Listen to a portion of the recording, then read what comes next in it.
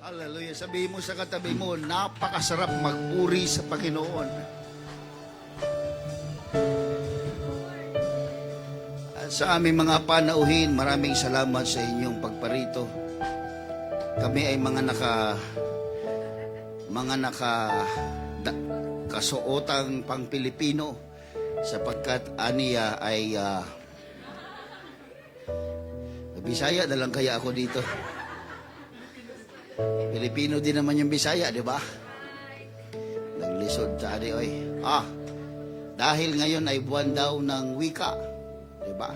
So ang ating pambansang wika ay ating pong gamitin. Kaya sa araw na ito, mag-English tayo. Para maiba naman. Joke lang. Okay, you may be seated for a while. Thank you for our visitors for coming and dropping by. May the Lord bless you at sana ay hindi itong huling pagparito ninyo at sana ay magpatuloy tayo sa paglilingkod sa Panginoon. Samahan nyo kami sa ating paglilingkod sa Panginoon. Last week we have the family of Hall already left, mga kapatid, and they will be settled in Dumaguete City. At itong next week ba kayo si Sir Jenny? So this will be your last Sunday? Hindi naman. May last Sunday pa. Okay. So meron pang isang Sunday, mga kapatid. Sila naman ay malayo-layo. Sa kadala ay sa Taiwan naman. So kami kasi sa US kami eh. Joke lang. Joke.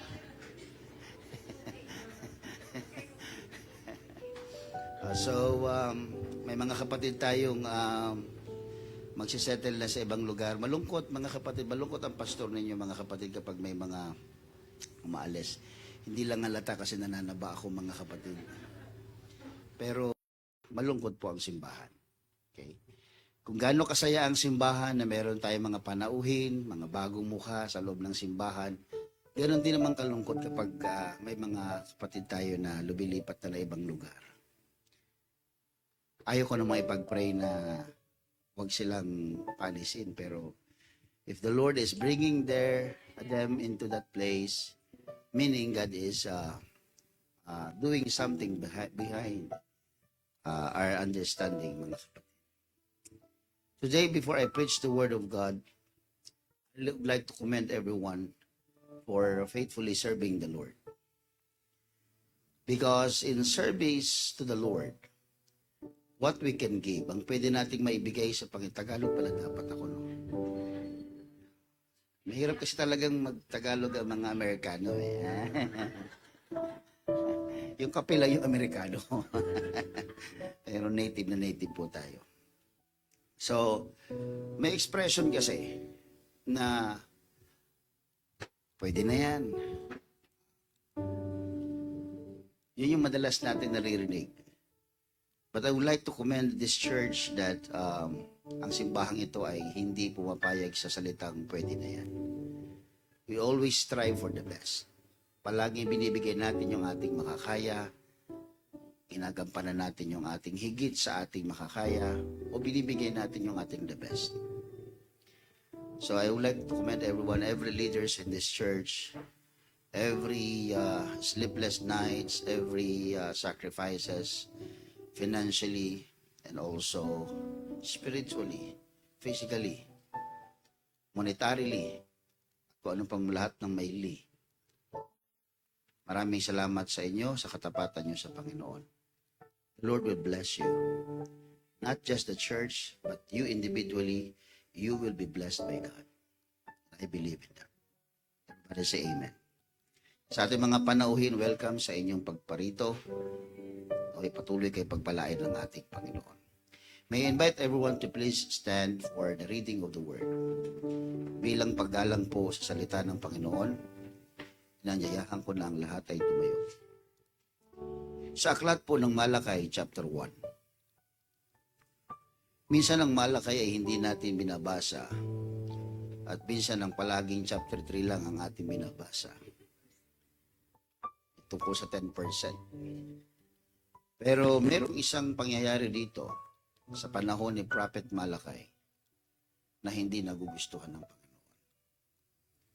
Gusto kong basahin sa New Living Translation. Hindi siya wikang Tagalog pero mas madali siyang intindihin kaysa dun sa King James Version. Medyo mahaba-haba po ito. So, please bear with me.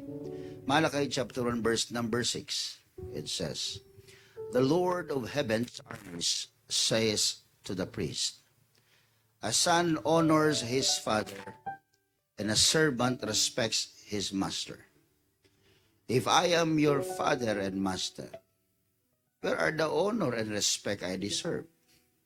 You have shown contempt for my name." You have shown contempt for my name. But you ask, how have we ever shown contempt for your name? And verse 7 says, "You have shown contempt by offering defiled sacrifices on my altar." Then you ask, how have we defiled the sacrifices? You defiled them by saying the altar of the Lord deserves no respect. When you give blind animals as sacrifices, isn't it that wrong? And isn't it wrong to offer animals that are crippled and diseased? Try giving gifts like that to your governor and see how pleased he is, says the Lord of heaven's armies. Verse 9. Go ahead. Beg God to be merciful to you.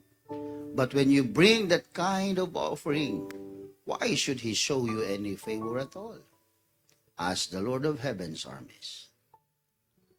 How I wish one of you would shut the temple doors so that these worthless sacrifices could not be offered. I am not pleased with you. Pero mo, ang Diyos na mismo ang gustong ipatigil yung worship nila. Oh, hallelujah. And the Bible says, in verse number 10, tapos na tayo, no? And I will not accept your offering. I am not pleased with you, says the Lord of heaven's armies, and I will not accept your offerings. Verse 11, but my name is honored by people of other nations from morning till night.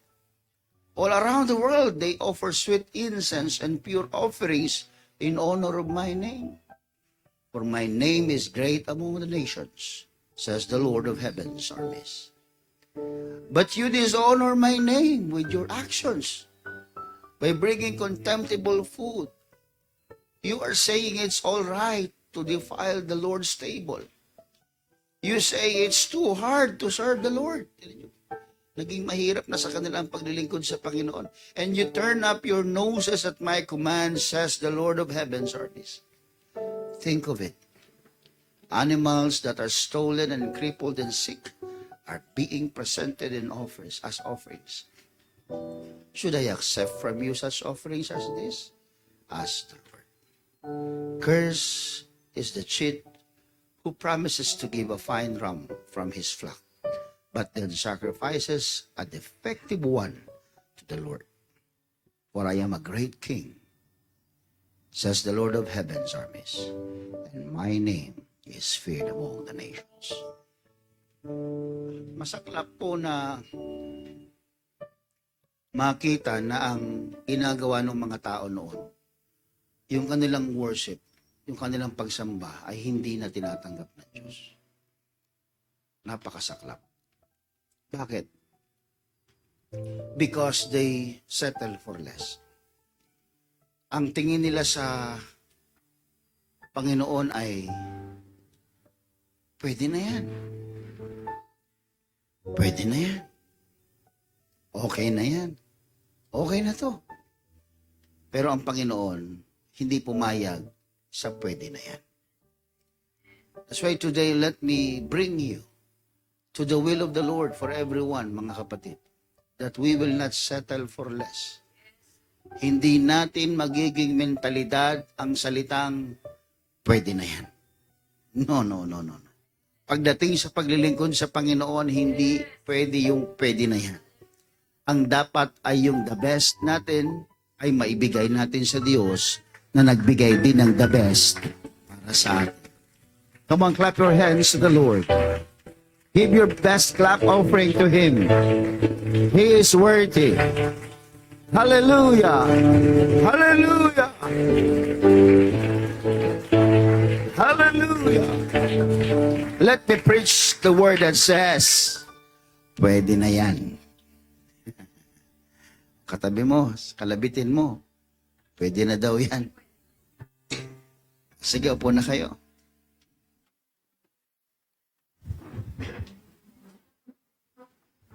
May expression ng mga Pilipino, mga kapatid, yan yung salitang pwede na yan. At minsan, there is actually something good behind the words, pwede na yan. Filipinos are known for being resourceful. Mga Pilipino talaga, maparaan yan, mga kapatid. Kapag kulang ang gamit, mga kapatid, gumagawa tayo ng paraan. Kapag limitado yung mga resources natin, dumidiskarte tayo. Ganyan, kagaling ang Pilipino. We make the best of what we have. And that is resourcefulness. Doon tayo kilala. Doon tayo magaling. At kung may positibong bagay man ang salitang pwede na yan, yan yung resourcefulness ng mga tao. Pero yung salitang pwede na yan, can also mean something very different. Kaya pa sanang ayusin pero pwede na yan. May panahon pa sanang paghandaan ito pero pwede na yan. Alam nating kaya pa nating habulin pero pwede na yan. Hindi mo yung salitang pwede na yan ay nag-iiba, mga kapatid. At nauuwi, instead of resourcefulness, nauuwi sa complacency. Nagiging parang pabaya. Nagiging parang walang pagbibigay ng dagdag na panahon o ng effort, mga kapatid. Kaya may pagkakaibang ibig sabihin na ito lang ang mayroon ako pero ibibigay ko ang the best ko. Iba rin yung pag sinabi mo, kaya ko pa sanang pagbutihin pero pwede na yan. Alin ba tayo madalas doon, mga kapatid? At minsan yung salitang pwede na yan ay tumutukoy o pwede sa mga iilang bagay sa buhay natin. But we should know that the pwede na yan mentality becomes the attitude of some of the people serving the Lord. Naging ugali na ng ibang tao na naglilingkod sa Panginoon, yung salitang o yung mentalidad na pwede na yan. Kaya nga mismo sa Book of Malachi chapter 1, ito ang issue na kinukumpronta ng Diyos sa mga tao nung unang panahon. Ang kanyang mga tao, mga kapatid, they're still worshiping the Lord. They're still serving God. May mga sakripisyo, may mga handog na isinusunog pa rin para sa Panginoon. But they were bringing God the blind, the lame, and the sick. Ito mga pingkaw, ito mga bulag na tupa, itong may dungis na tupa, ito yung mga hinahandog nila sa Panginoon. Kaya nga, nagtanong ang Panginoon Sabi niya, subukan niyong i-offer yan sa gobernur ninyo. At kung matutuwa ba siya. That is recorded in verse number 8 ng chapter 1. Try niyong i-offer yan sa gobernur niyo. Will he be pleased with thee? Matutuwa ba siya sa inyo? Sa ibang salita, mga kapatid, kung hindi natin kayang ibigay sa gobernur natin ang mga pingkaw, ang mga bulag, ang mga pilay na handog na susunugin, sa tingin niyo, mga kapatid, bakit natin ibibigay sa Diyos? Kung hindi man ito tanggapin ng gobernur, sa tingin nyo tatanggapin ito ng Diyos natin? That's why this morning, brethren, the question that says, if God deserves our service, does He simply deserve something that is pwede na?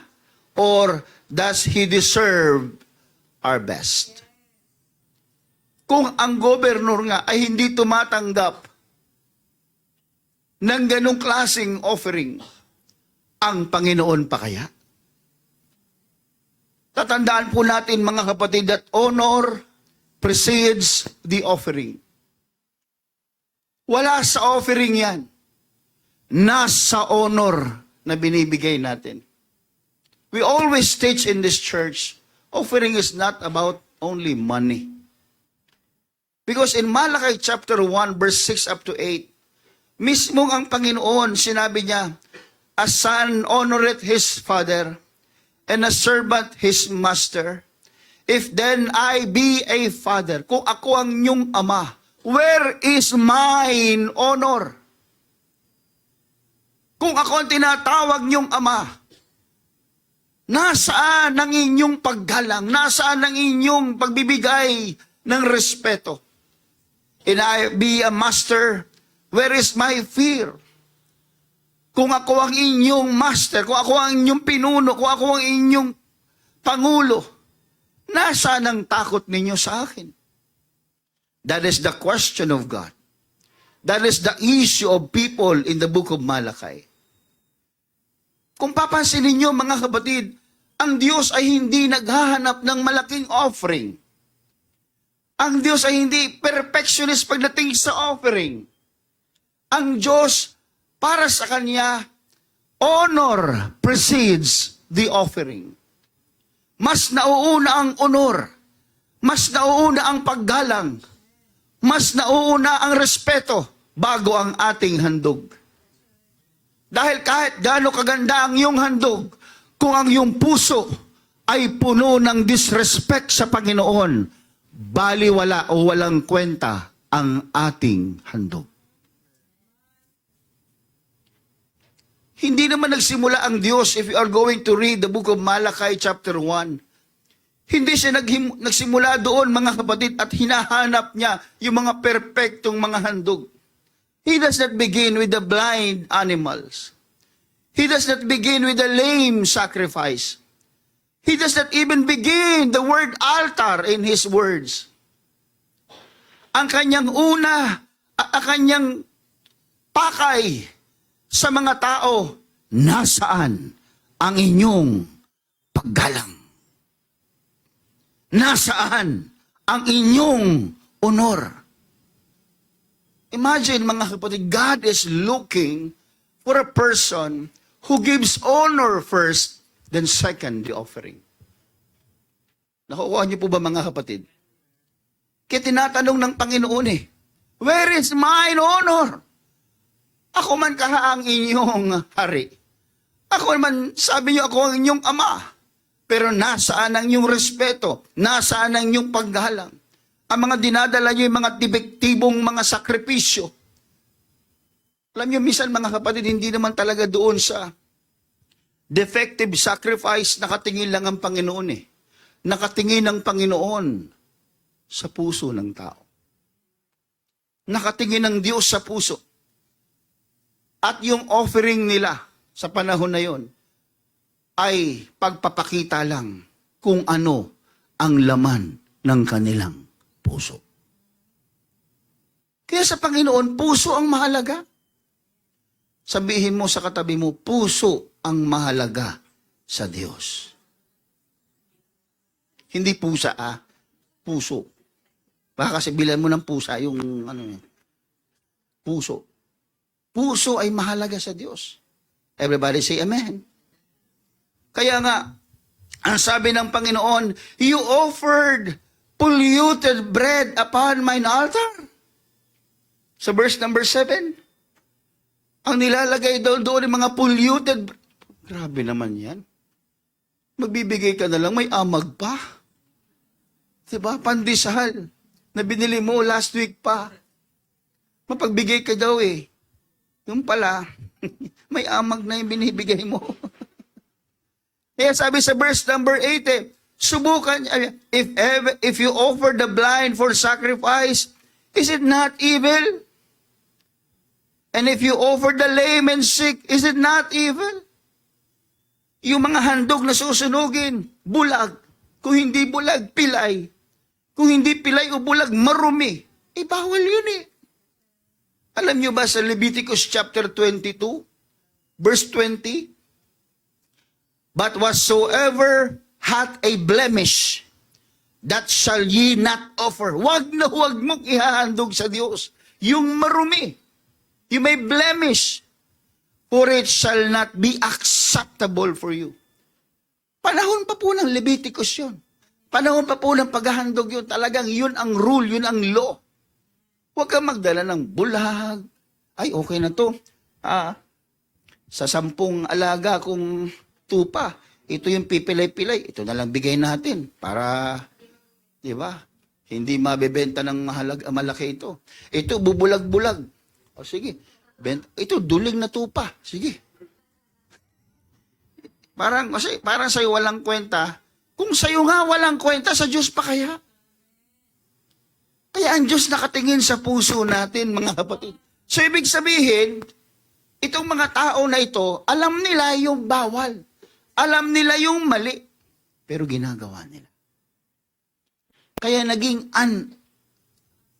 unacceptable para sa Diyos. Ayaw ng Diyos tanggapin. Bagamat araw-araw nilang ginagawa, pero sabi ng Panginoon, walang kwenta. Nag-iingay lang kayo. Pero walang kwenta, walang dating sa Diyos. Kaya mahalaga na maintindihan ng kongregasyong ito that honor precedes the offering.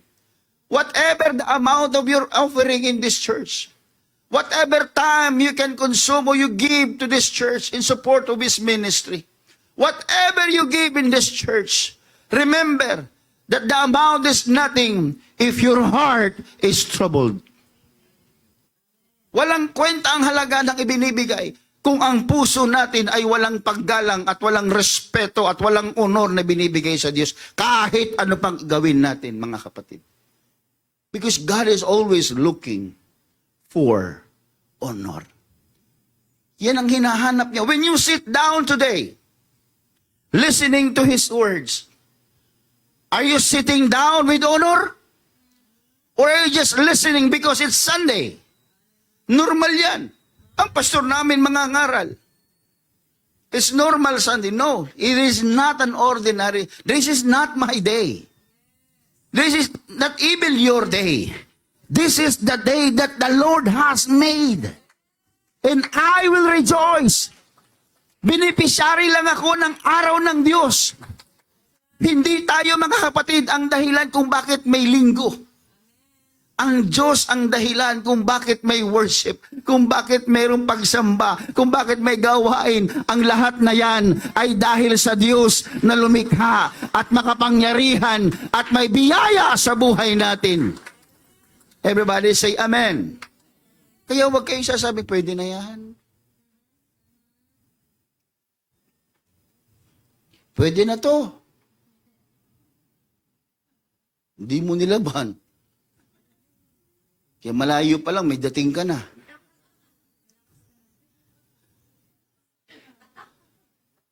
Pero pag pupunta ka ng kasalan, birthday yan, bango-bango mo. Pero pag simba, okay na to. Hindi ganoon. Haharap ka sa hari eh. Dapat yan the best. Kaya nga Sunday's best ang tawag eh. Tignan mo si Brother James oh. Parang senador. mo, natutuwa ako mga kapatid. Pag nakakita ko ng mga ganyan, mga kabataan, mga kapatiran na pag pumustura, akala mo mga senador ng Republika ng Bagong Pilipinas. Bago nga, oo. Tutuwa ako pag nakita ganyan. Pero pag yung ordinary, parang you treated the work of the Lord, parang, linggo-linggo naman to eh. Oo, alam ko linggo-linggo, pero every Sunday is an opportunity for you to face the Lord. Nandun ka and show to the Lord how respectful you are to your God. Ganun mo ba nire-respeto, mga kapatid? Ang iyong Panginoon? Yung salitang, pwede na to, pwede na yan. Hindi po ganun ang Panginoon, mga kapatid. Hindi po dapat tinatrato ang Diyos ng pwede na yan. Everybody say amen. Kasi it reveals how you highly regard the Lord. And you become so careful because of that honor. Di ba, pag pumapasok ka sa eskwela, sa trabaho, o pupunta ka sa isang prestiyosong lugar, mga kapatid, na mga desenteng tao, dahan-dahan ka.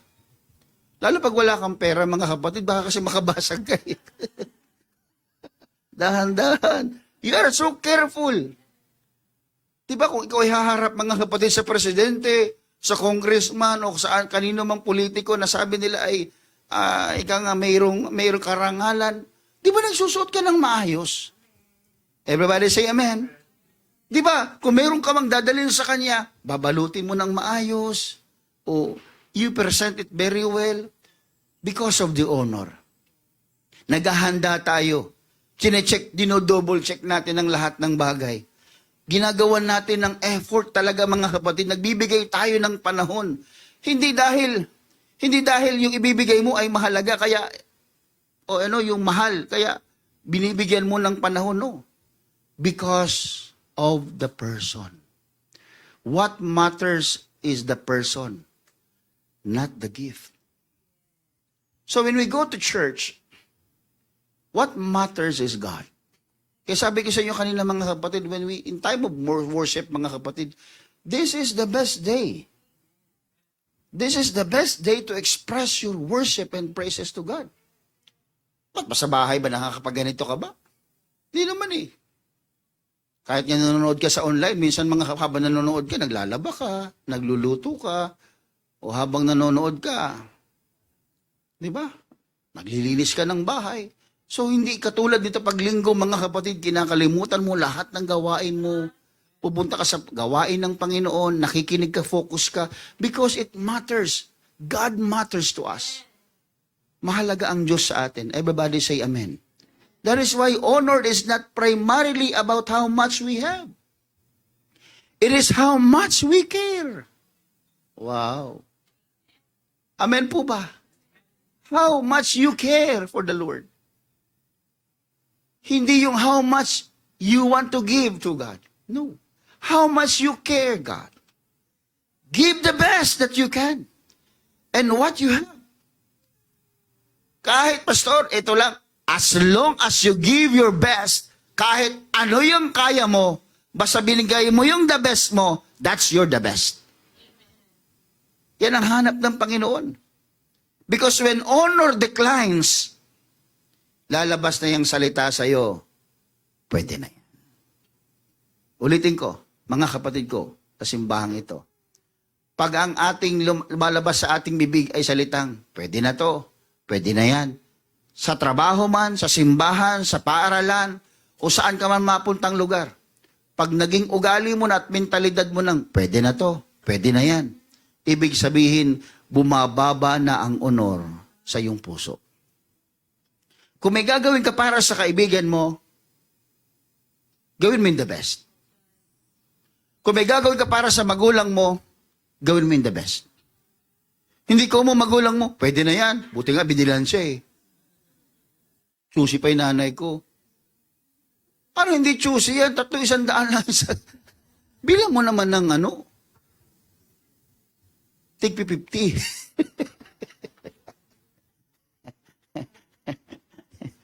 Take 50. At least mataas ng konti, mga kapatid.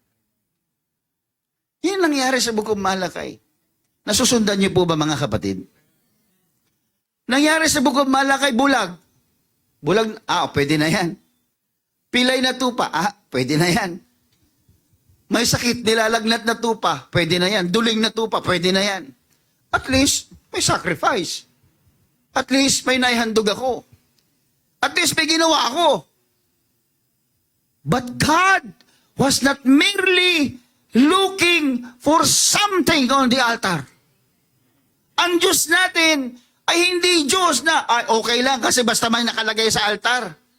Okay lang, basta may sunod. Hindi ganun ang Diyos. God was looking for honor from the worshiper itself. Honor, paggalang, pagsamba, pagdakila, pagpapakumbaba. Hinahanap ng Diyos yan sa tuwing tayo ay naghahandog sa Kanya. If you are worshiping the Lord with a proud heart, hindi pwede sa Diyos yan.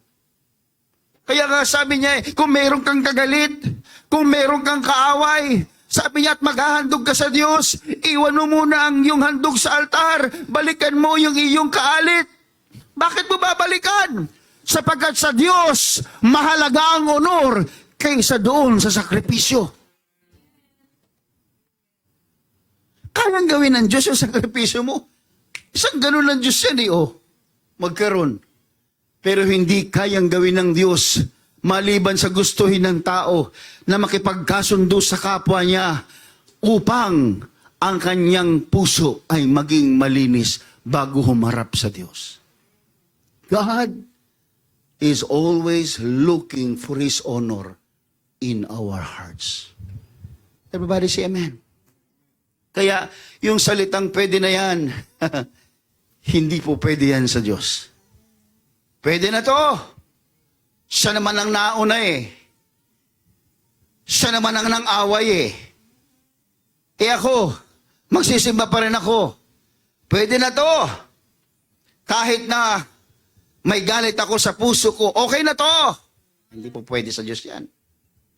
Sapagkat ang defective offering ay isang simptomas, mga kapatid, na may malalim na problema pa. May problema yung taong yun sa kanyang pag-iistima o estimation niya about God. May problema ka sa iyong pangunawa kay Lord. Kung ang lumalabas sa bibig mo ay, pwede na yan. Pwede na yan. Pwede na yan. May problema ka sa sarili mo. May problema ka kung paano mo nakikilala ang iyong Diyos. May problema ka. Sabihin mo sa katabi mo, wala kang problema, di ba?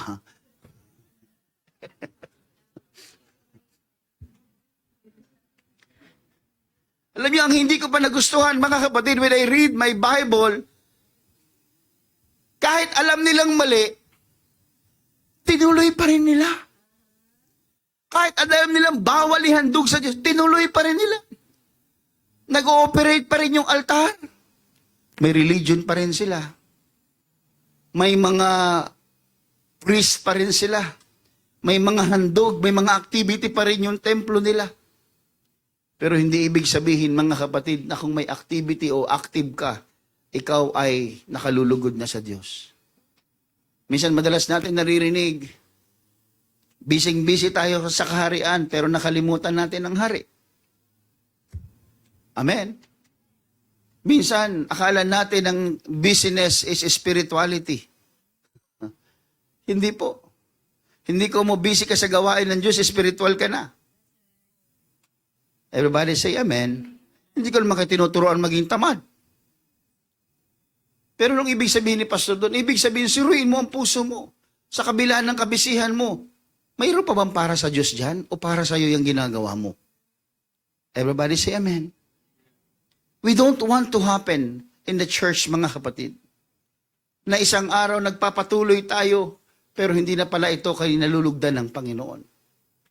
Nag-worship tayo, hindi na pala ito kinalulugdan ng Panginoon. I don't want that to happen in the church. That's why, mga kapatid, we need to be wholeheartedly serving the Lord. Buong puso, mga kapatid. We can do the program with excellence. Amen po ba? Kung may mga tao, mga kapatid, na if they want to share the word of God, gusto nila perfect na perfect. Hindi naman kinakailangan yun, mga kapatid. Minsan may mga tao na magtuturo, hindi mag-aaral. Kakanta sa Panginoon, hindi magpa-practice. May posisyon, wala namang commitment. Magtuturo, hindi naman nag-aaral. Pag palagi na lumalabas sa bibig niya, okay na to, pwede na to. Nawala na yung honor ng Panginoon dyan. Sapagkat kasi pag mataas ang honor sa iyong puso, mga kapatid, sa Panginoon, palagi mong sasabihin how can I give my best to the Lord? Palaging best for the Lord ang iniisip mo. Kaya sabi ng Panginoon ako ang ama nyo. Pero nasaan ang inyong honor? Pa-father pa kayo. Father in heaven. Oo. Pero hindi ka naman sumusunod.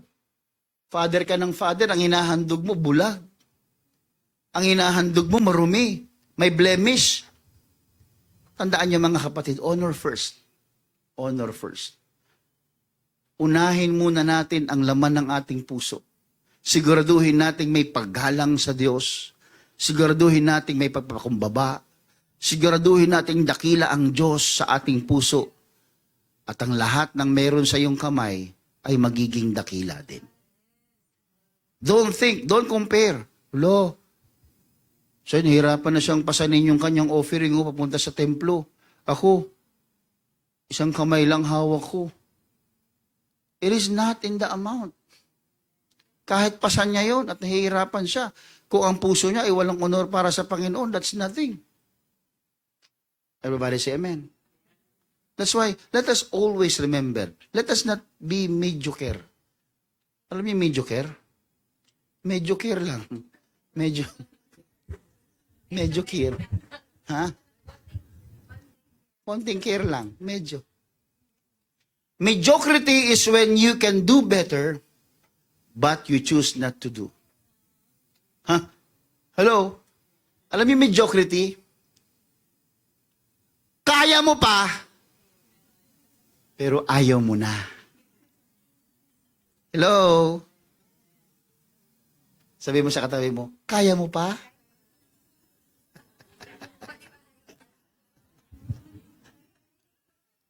Pero ayaw mo na. Kaya mo pa, pero ayaw mo na. Kaya kamusta yung mga effort natin, mga kapatid? Yung mga ginagawa natin, sapat na ba sa inyo yan, mga kapatid? I want you to realize, members of this church, I want you to realize that appearing to God alone, simply appearing to the Lord is okay. No, for me it's not. You need to appear to the Lord holy. Don't just settle for going to church once in a while. Punta ako sa simbahan, magsisimba ako. Total birthday ko. Nung gumraduate, simba ako kasi gumraduate ako. Diba, ano pa? Nung anibersaryo, nagsimba kasi anibersaryo nila. Alam niyo mga kapatid, ang Diyos natin ay hindi ganoon. Hindi na siyang seasonal. He is for all seasons. Ate B, ko ba yan? Ang Diyos ay sa lahat ng panahon. Sa lahat ng panahon, Diyos ka sa amin. O, di ba? Kaya hindi matanggap ng mga Trinitarian. Pero tayo tanggap natin na sa lahat ng panahon, Diyos sa atin, mga kapatid. Hindi siya kailanman, hallelujah, lumiit ang kanyang pagka-Diyos sa panahon ng problema natin. Hindi po, sa panahon ng pagsubok natin, lalo nagiging dakila ang Panginoon. Kaya ang sabi ni Apostol Pablo, kapag ako'y mahina, ang totoo niyan, ako'y malakas. Everybody say amen. Kaya yung mediocrity, mga kapatid, it does not mean that you are not talented. Mediocrity, it does not mean that you have fewer resources. It does not mean that you are still learning, or it does not mean that you sometimes make mistakes. Mediocrity is when you can do better, but you choose not to. That's mediocrity. Ito lang ang kaya kong gawin eh. Alam ko, yan lang ang kaya mong gawin. Pero ba't di mo ginagawa?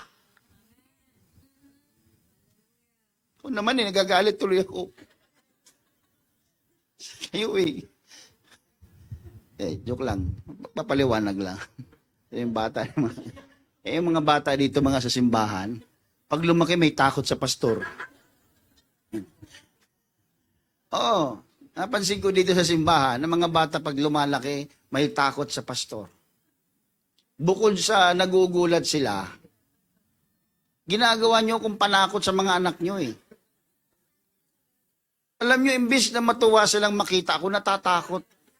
Laka, diyan si pastor. Sige ka. Sige, makulit ka. Diyan si pastor. Alam nyo, ginawa nyo ako mas masahol sa demonyo, mga kapatid. Ginawa nyo akong scarecrow. Yung, sige, tawagin ko si pastor, sige ka. Yung bata, behave. Tignan nyo.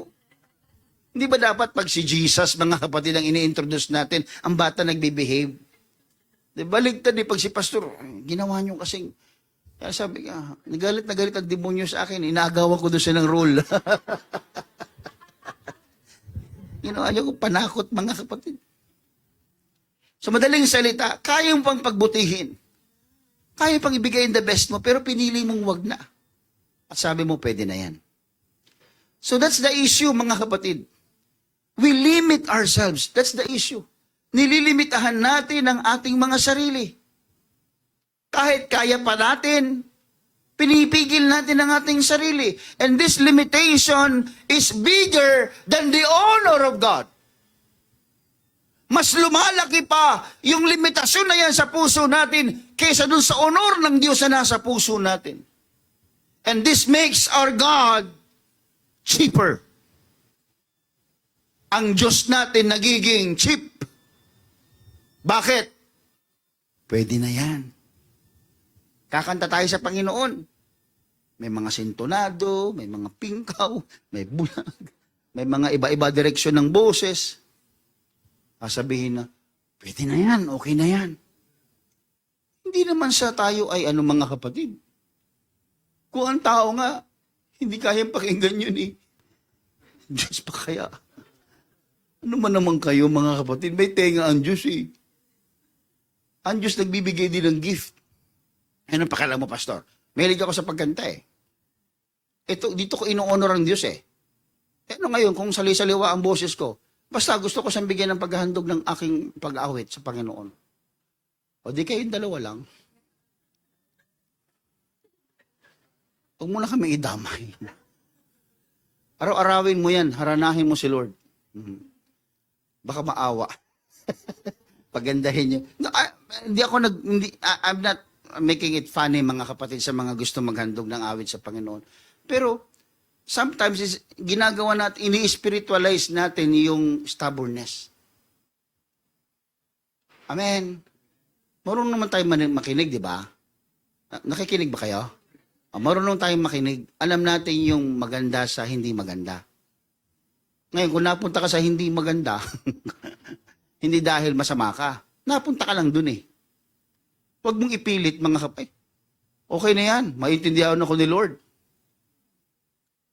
Pangungusap ng Diyos to eh, kaya aawit ako. Mga habang umaawit siya, mga tao, hindi alam kung saan pupunta, mga kapatid. Hindi naman naiihi, pero hindi mapakali.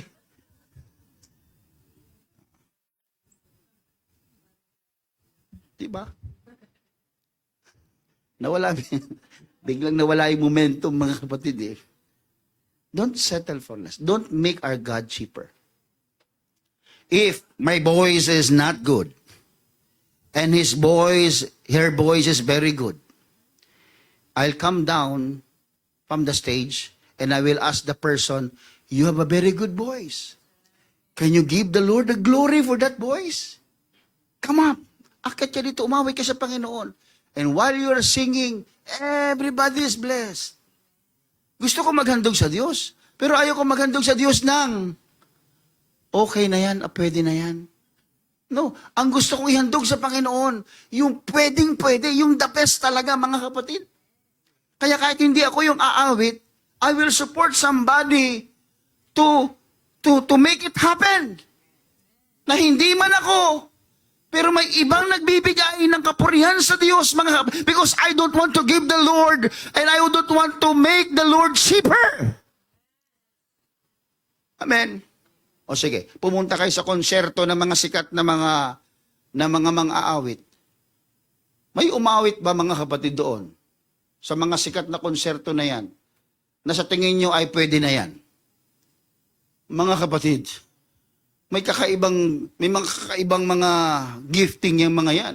Pero ang rehearsal, ang practice niyan, walang patid. For what?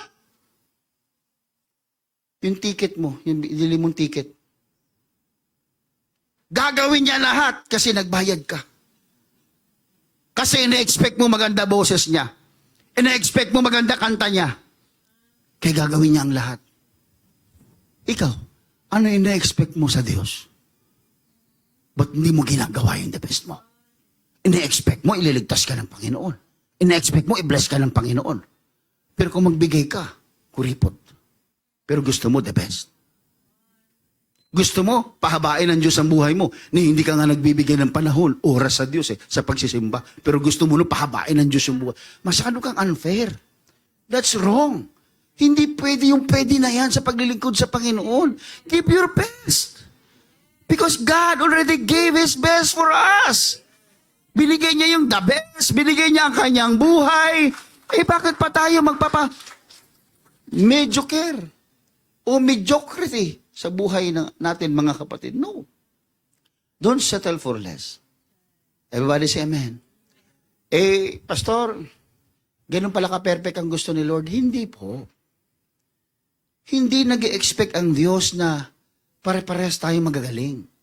No, may ginawa talaga ang Diyos na magaling. Medyo magaling, at galing, at walang galing. Kababayan galing-galingan na lang yung dulo, mga kapatid. Sa parable ng talents, mga kapatid, merong binigyan ng 5, may binigyan ng 2, may binigyan ng 1. Doon ka magtataka Bakit nagbigay ang Diyos, mga kapatid, ng 5? Iba-iba ang bigay niya. Because of capacity. Ang Diyos nakatingin sa ating kapasidad. And in verse number 15 ng chapter 25 ng Matthew, according to their several abilities. Ang Diyos nagbigay daw ng ayon sa kanilang kakayanan. Ibig sabihin, ang Diyos nakakaintindi ng kakayanan. Everybody say amen. Pero pansinin niyo, mga kapatid, yung binigyan ng 5 at binigyan ng 2, mga kapatid, parehas na parehas ang pagkakasabi ng Panginoon sa kanila nung sila'y tumubo. Anong sabi ng Panginoon? The good and faithful servant. Parehas. Verse number 21 tsaka verse number 23, parehas na parehas yung salita. Anong ibig sabihin nun? Different amount, different capacity, different result, but the same commendation from God. Kaya kahit marami ka at ikaw ay konti, pag palagi niyong ginagawa yung the best ninyo, parehas lang kayo tatanggap ng commendation sa Diyos. Kaya huwag magkang-isip, huwag ka mag-compare. Sa marami ako konti, sa magaling ako hindi magaling. Gawin mo yung the best mo at parehas kayong ikukomend ng Panginoon. Amen. Kaya hindi pwede sabihin na, ikaw na lang dyan. Ikaw naman magaling ano ka? Ginawa ka ng Diyos na walang galing? Kawawa ka naman. Huwag kayong maniwala, mga kapatid, na wala kang galing. Sabihin mo sa sarili mo, magaling ako. Marami kang bagay na pwedeng magaling sa'yo. Magaling kang kumain. Kaya yumayaman yung iba sa galing ng kumain, di ba? O di ba, nagbibideo sila habang kumakain, lumayaman sila. Magaling kumain ano pa, magaling kang mangutang. Nakakautang ka, di ba? Ang galing mo. May galing ka pa rin, mga kapatid. Everybody say amen. Marami tayong galing. Iba-iba ang galing according to our several ability. Alam niyo, mga kapatid sa Panginoon, kahit anong gawin natin, kahit iba-iba tayo ng ating mga capacity, kahit iba-iba ang resulta, padating sa Panginoon, pantayan. Because no matter how great or small our gifts are, basta we use it faithfully to the Lord, ikukomment tayo ng Panginoon. Hindi ka man kasing galing ng iba, pero ginawa mo naman the best mo. Diba? Hindi ka man kasing husay kumanta katulad ng iba, pero pag kumanta ka naman, you give your best. Nasa tono ng konti. Hindi ka man kasing ganda ng iba, pero naliligo ka naman, nagbiwis-wis-wis ka, paminsan-minsan, di ba? Kahit paano, mga kapatid. Hindi man ganun kaganda ang simbahan natin, pero ang sisipag ng mga worker, nililinis talaga, di ba? Hihintayin nyo maging maganda simbahan natin bago natin linisin. Hindi man kasing ganda yung simbahan natin katulad ng iba. Pero malinis naman. Kasi yung mga naglilinis talaga nililinis. Kahit dinudumihan natin, nililinisin pa rin. Ulit-ulit lang yun, dudumihan natin, nililinisan nila. Binibigay pa rin nila the best nila. Everybody say amen. Hindi man kasing dami ng iba yung pera natin. Pero pera pa rin yan. Hello? Mamera nga. Minsan mamera na ang tawag. So, sentimos na lang, sentimo. Oo. But don't be mediocre. Wag yung ang ibibigay mo ay less, pero kaya mo namang ibigay yung the best. Because giving less, despite you can do more, is mediocrity.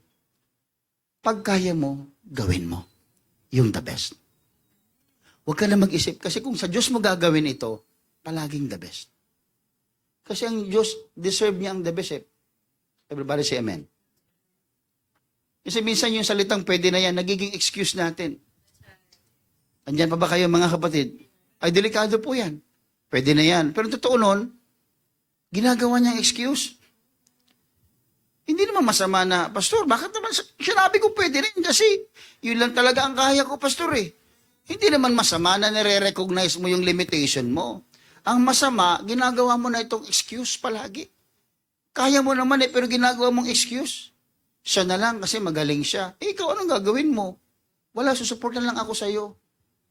Hindi ganun. Hindi ganun ang totoong servant ng Panginoon. Give your best. You can prepare better. You can sing better.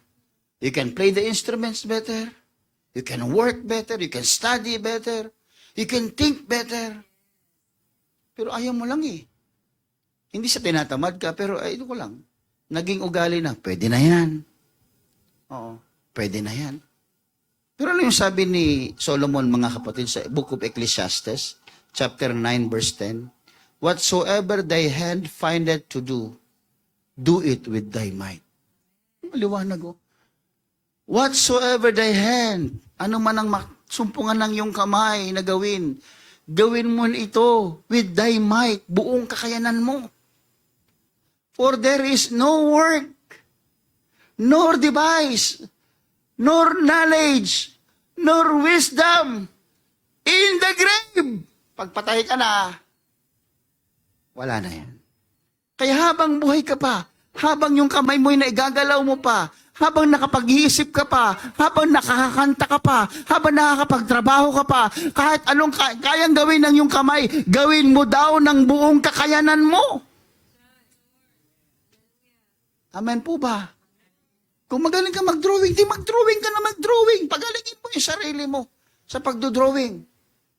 Huwag lang sa pagsasalita kasi minsan puro ka na rin drawing.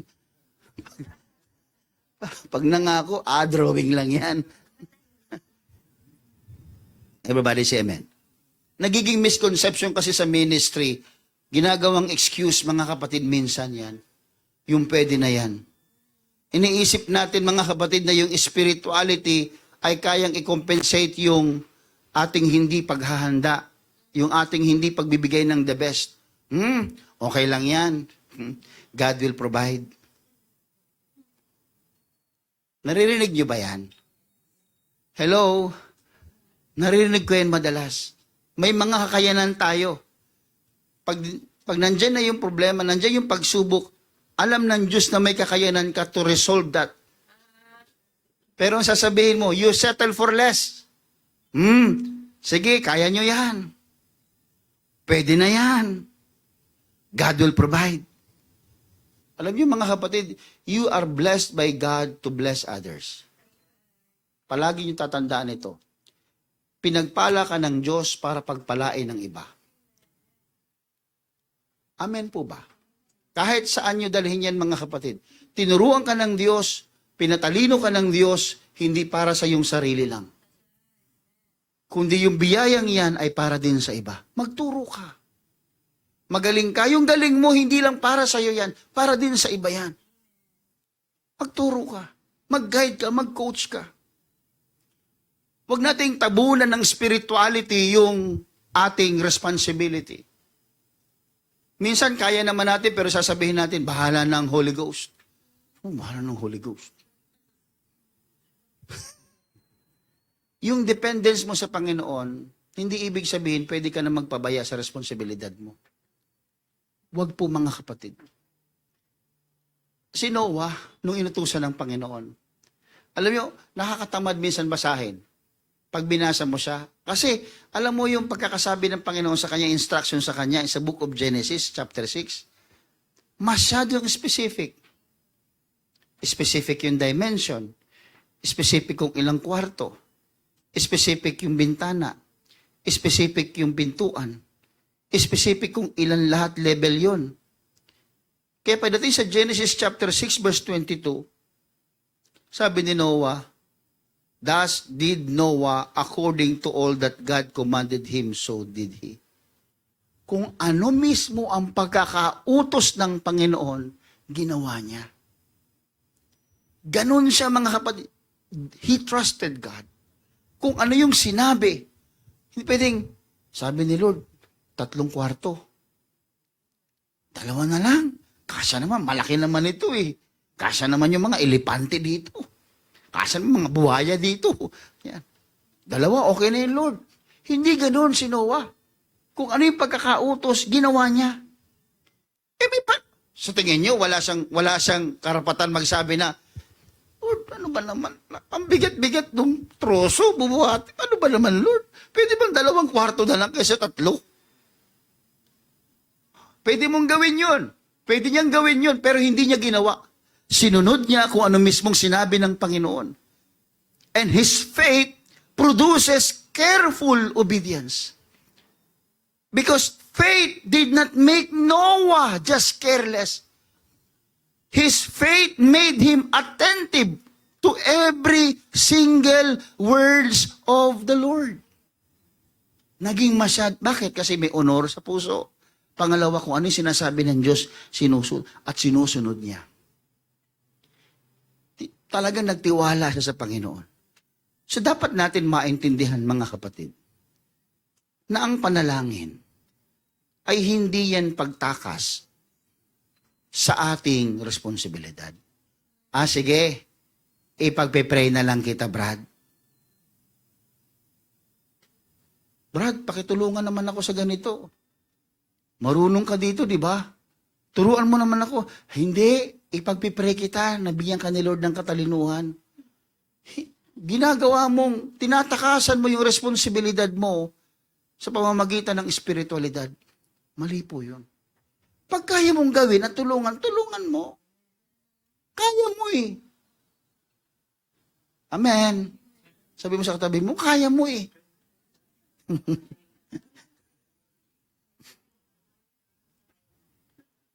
Kasi, kaya ko nga, Pastor, tinan mo, yung resulta, hindi kasing ganda ng resulta ng iba. Kasi, bright sila eh. Ako, medyo bright. Siya bright. Ako, medyo bright. Ikaw, ano ka? Scotch. Scotch bright. Diba? Hanay yan eh, nakahanay, diba? Yun. Mga kapatid, minsan, ang tinitingnan natin yung excellence. Pero alam niyo ba, na minsan ang excellence ay hindi nasusukat sa magandang resulta. Grabe, ganda ng resulta. Impressive. Excellent yung ginawa mo. Minsan dahil sa resulta. Minsan, ang excellence ay hindi nakabatay sa ganda ng resulta. Minsan ito'y nakabatay sa katapatan. Hindi sa resulta. Katapatan. Ang binibilang ng Diyos, mga kapatid, ay hindi yung magandang resulta. Ang binibilang ng Diyos ay yung ating katapatan. Amen po ba? Kaya huwag niyong i-compare yung sarili niyo sa iba. Siya kasi mas the best siya. Siya kasi, ang trabaho niya talagang pulido, siya kanya na lang. Anong gagawin mo? Wala. O dahil may mas magaling sa'yo, wala ka nang gagawin? Hindi po tama yun. Hindi po tama yun. Kaya ang Diyos nagbigay sa 5, sa may 5, nagbigay sa may 2, at nagbigay dun sa may 1. Alam ng Diyos na yung merong isa ay hindi magaling. Pero bakit nagbigay pa rin siya sa hindi magaling? Kasi ang Diyos, ang hinahanap ay hindi yung magandang resulta. Ang hinahanap ng Diyos, katapatan sa binigay sa iyo ng Panginoon. Maging tapat ka sa binigay ng Diyos sa iyo. Hinahanap ng Diyos yun. Amen po ba? Kaya huwag ka mainggit, dalawa lang akin, sa kanya apat sa kanya ka na lang. Lalo ako, isa lang binigay sa akin, doon ka sa may 5. No. Kaya nagalit ang Panginoon yung tinago niya na lang. Hindi. Alam mo naman palang ganun ako. Bakit hindi mo man lang God will judge those who are not doing anything. Huwag kayong tamad. Huwag tayong tamad.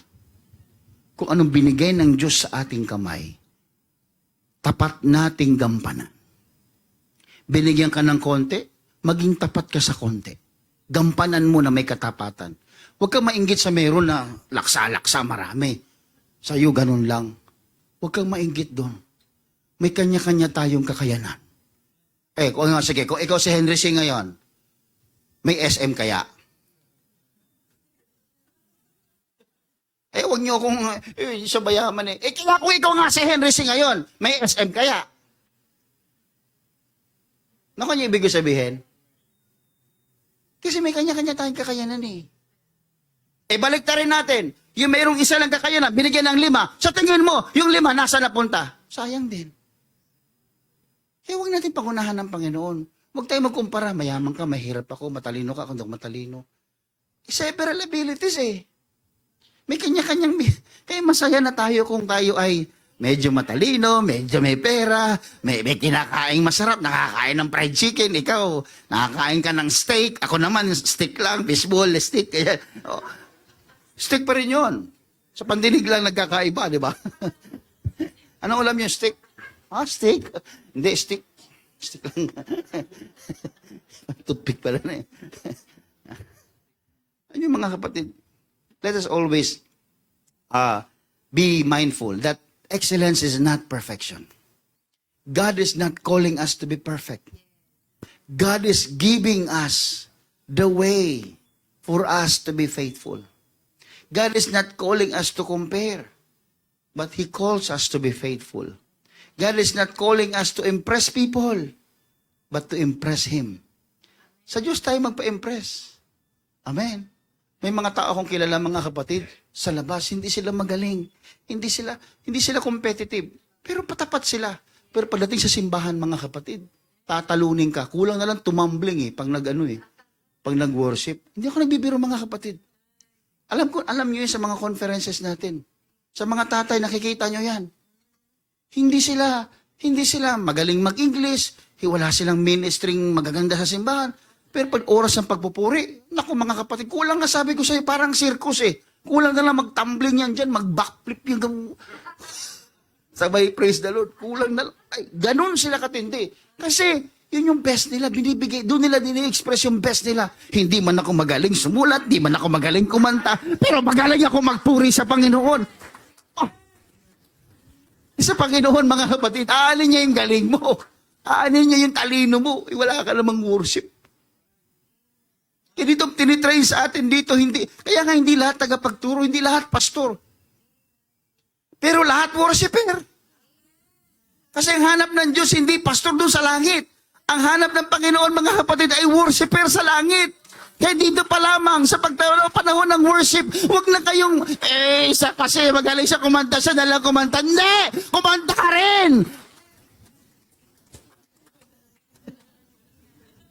Wala kayo damay. Sa kanta ka lang. Mag-worship ka. Amen po ba? Ang Panginoon ay hindi para lang sa mga excellent. Ang Panginoon ay para sa lahat. Pwede rin, mentality is a heart problem. Problema sa puso. May sakit sa puso ang taong nagsasabi na pwede na yan. Alam mo sa Bible, kanina sa Malakay chapter 1 verse 13, kung titignan mo, ang sabi nila, sa New Living Translation, it's too hard to serve the Lord. Di mo, yung dati nilang excitement nila na uwi sa burden, naging routine kasi. Yung sacredness naging ordinary na sa kanila. Nung umpisa, excited sila. Kayo din naman eh. Andyan ba kayo, mga leaders? Yung first time mo mag-preach, naku, grabe preparation mo, hindi ka makatulog. Maihi-ihi ka habang nasa pulpito eh. Sobrang kaba. First time mo mag-preach eh. Pero grabe preparation mo. First time mo mag-song leader. Practice ka ng practice kahit nasa CR ka, sa kanta ka ng kanta. First time mo magturo, grabe, kompleto yung notes mo. First time mo sa ministry, mga kapatid, palagi kang maagang dumating. Excited ka eh. Pero naging familiar na sa'yo ang lahat. Habang tumatagal, alam ko na yan. Kaya ko yan. Pwede na yan. Tandaan niyo mga kapatid, ang ating karanasan ay dapat mas lalong magtulak sa atin sa pagiging magaling. Tandaan natin mga kapatid, dapat ang ating karanasan ay mag-expose, supposedly mga kapatid, magdala sa atin sa magandang testimony. Diba? So umpisa, di ka marunong, habang tumatagal, may experience ka, nagiging marunong ka, dapat gumaganda yung testimony mo, hindi yung para nagiging careless ka na. Kung kailan ka naging magaling, dapat lalo kang naging faithful. Hindi nung magaling ka na, sumuturuan kita? Yabang nito. Sus, kahit nakapikit, kaya ko yan. Pikit. Tanggalan ka ng Diyos ng mata. Sige ka. Tingnan natin kung kaya mo. Amen po ba? Alam nyo ang gamot, mga kapatid, sa mga taong nagsasabing pwede na yan. Alalahanan mo lang kung sinong pinaglilingkuran mo. Sabi ng Colossians, mga kapatid, chapter 3, verse 23, whatsoever you do, do it heartily as to the Lord. Heartily ang ginamit. Ibig sabihin, galing sa kaloob-looban natin. Ano man ang iyong gagawin, gawin mo ng galing sa iyong kaloob-looban. At sinabi niya, na para bang ginagawa mo ito sa Panginoon. So whatever you do it as unto the Lord.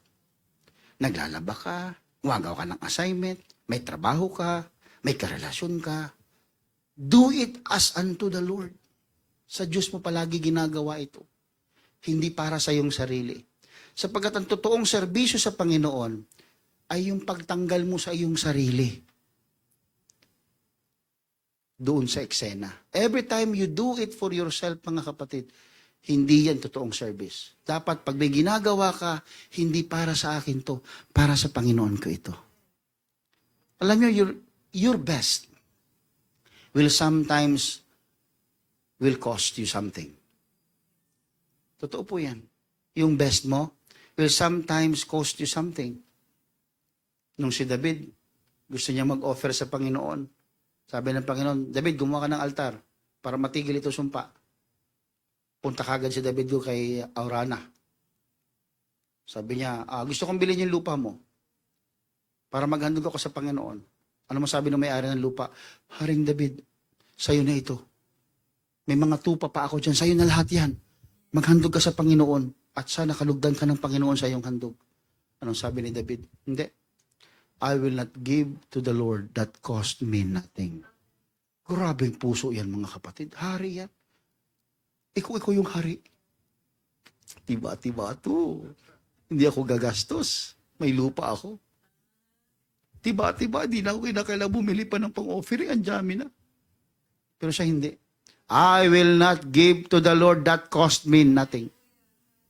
Hindi ako magbibigay sa Panginoon ng isang bagay na hindi ko o hindi mahalaga sa akin. You can read that in 2 Samuel chapter 24, verse 24. Kaya alam nyo, pwede naman niyang kunin yung libre. Pero sabi niya, no.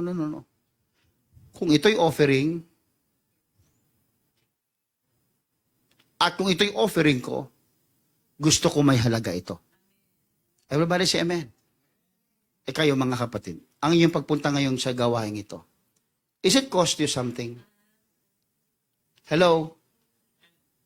It cost you something ba?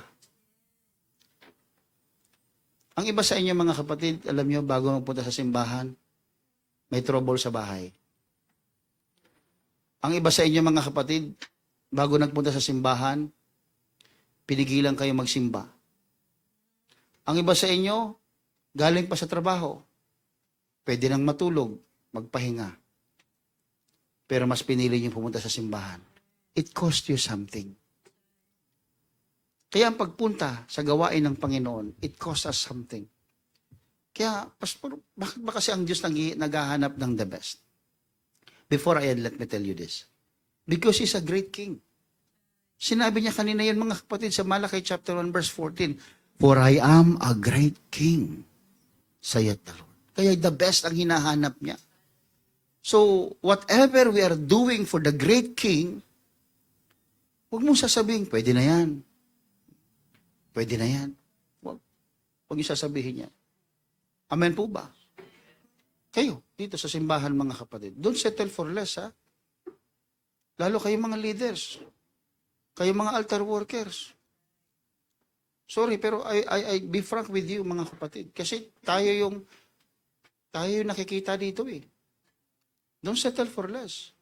Pag ministry, huwag yung haluan ng kalokohan. Amen po ba? Be serious. Kung kayo manunugtog, makinig kayo. Hindi pupunta kayo sa simbahan, tutugtog lang kayo. Hindi kayo makikinig. Para kanino yung sermon? Para lang sa mga hindi musicians, hindi singers? Mga kapatid, ingat kayo dyan. Amen. Hindi, tapos na ako mag-serve eh. Tapos na ako magtugtog eh.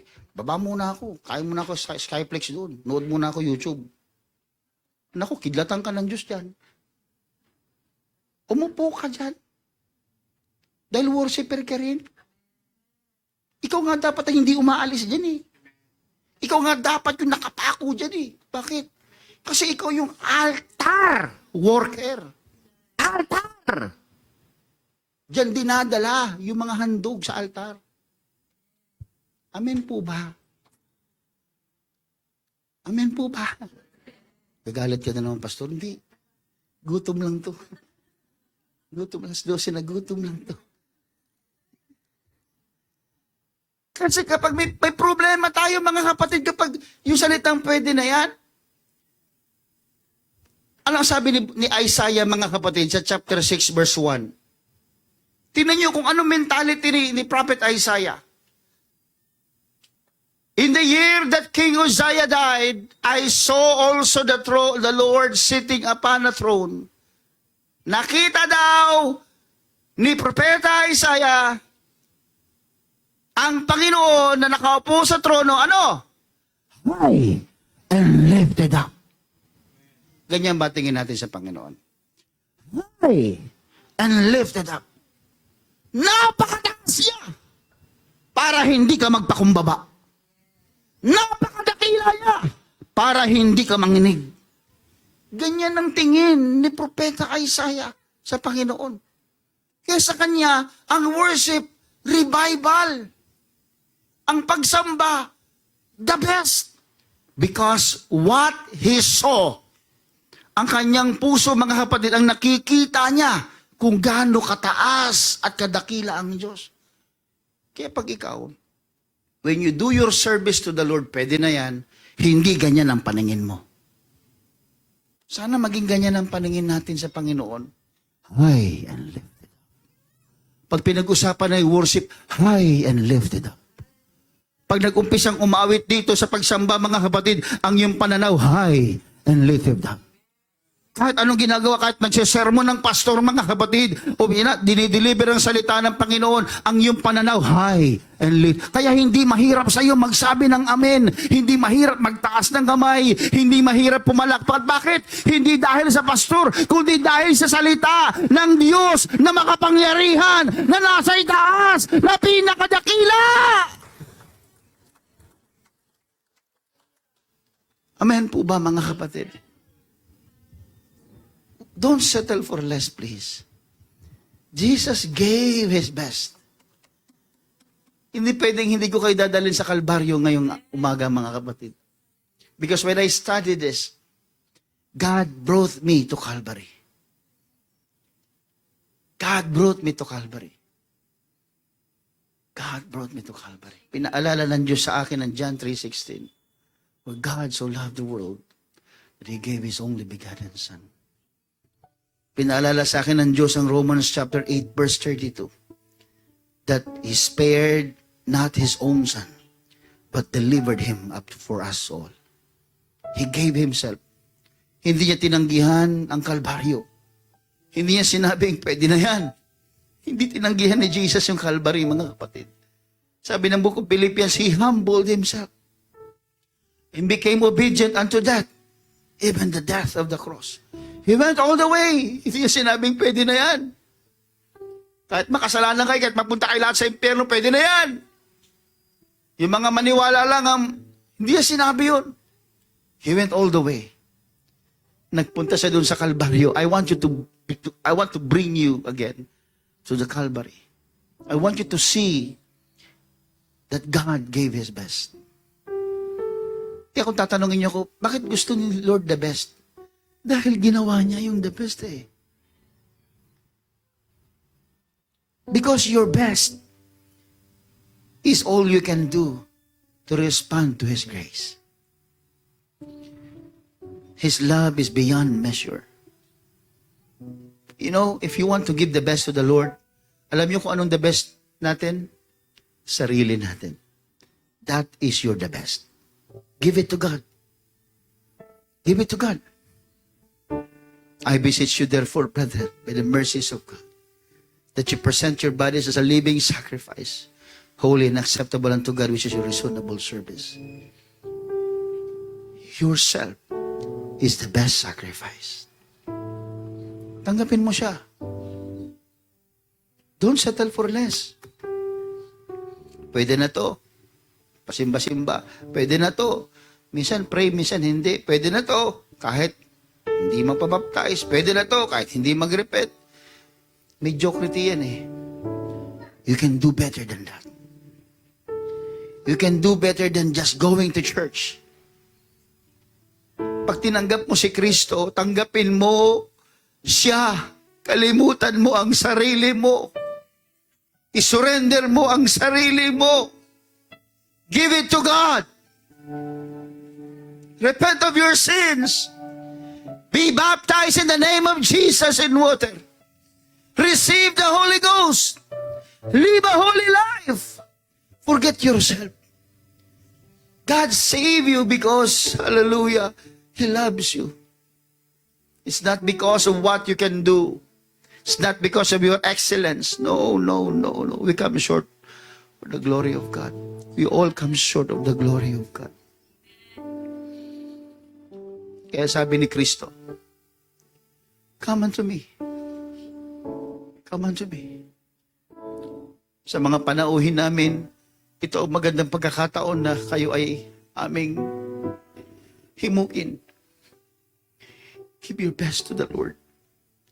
Give your best to God. Give yourself to Him. Be baptized in the name of Jesus. Repent of your sins. That's why God is asking us today, kung ako ang iyong ama, nasaan ang aking honor? Nasaan ang iyong paggalang? Naghahanap ang Diyos ng honor. Naghahanap ang Diyos, mga kapatid, ng pusong totoo. Whatsoever you do it heartily as to the Lord. Sabihin mo, Panginoon, ito lang talaga ang kaya ko eh. Pero ibibigay ko sa iyo ang lahat ng kaya ko. Hanggang dito lang ako, Panginoon. Pero hindi ko ipagdadamon sa iyo yung aking kakayahan. Hindi ko kaya yung ginagawa ng iba. Ito lang ang kaya ko, Panginoon, pero hindi ko ipagdadamot sa iyo ang aking kakayahan.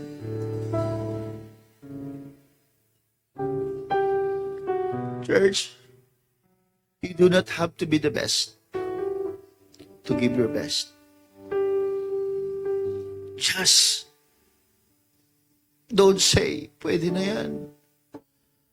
Hindi mo kinakailangan na maging mas dakila katulad ng iba para sabihin mong the best yan. No. You don't have to be the best. Just give Him your best. At maaari ngayong araw na ito na-realize ng puso mo, Panginoon, kaya ko pa pala. Panginoon, I can pray better. Lord, I can prepare better. Lord, I can serve you more faithfully. Lord, I can sing more and better. Lord, I can give you more of myself. Hindi ko ipagdadamot ang sarili ko, Panginoon. Hindi ko ipagdadamot ang sarili ko, Panginoon. Maaari pinapaalalahanan tayo ng Diyos ngayong araw na ito, mga kapatid. Sa area of our service to Him, na masyado ka na naging lax, masyado ka na naging komportable. Dati, pinagpipray mo pa ang mga bagay sa buhay mo. Dati, pinaghahandaan mo pa yung mga bagay sa buhay mo. Dati, excited kang gawin. But somewhere along the way, naging parang ordinaryo na lang sa iyo ang lahat. Hindi mo nare-realize. Lumalabas na sa bibig ang katagang, pwede na yan. Pwede na to. If God is speaking to you today, this is not the time for you to compare yourself to others. Look at your own heart. Tingnan mo ang puso mo. Hawakan mo ang puso mo. Usisain mo ang puso mo. Nagbibigay ba ako sa Diyos ng aking buong kakayahan? Ibinibigay ko ba sa Diyos ang aking buong kakayahan?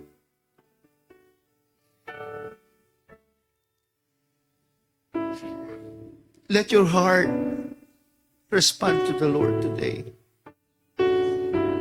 Lord, I am here. I can do better, Lord. Lord, I am here. I want to do better, Lord. Lord, I'm here. You deserve better from me. Lord, I'm here. And I invite you today to go to your altar and meet the Lord today.